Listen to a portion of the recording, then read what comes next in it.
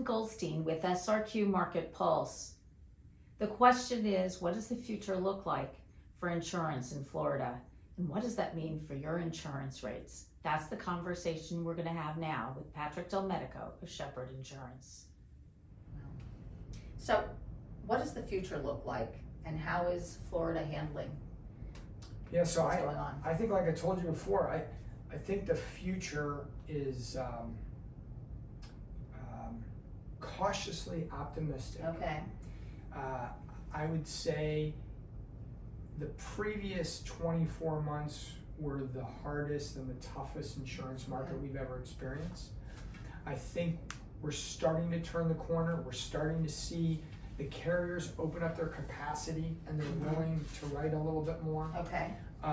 So the good news is that's happening. The 150% increases are now in the 25 to 50% range, which again, if you're a business owner, you're like, oh my gosh. But we're starting to feel that come. I think the legislation that happened was significant. We have so many carriers that were sitting on the sidelines waiting to see, like, how is Florida going to address their insurance problem?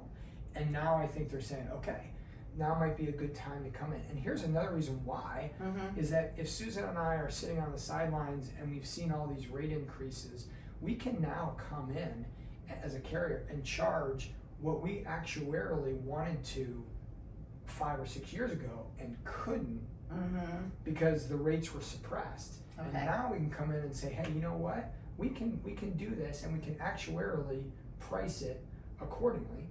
While we make money, but also making sure it's right for the client. Does that make sense? That makes sense. That makes sense.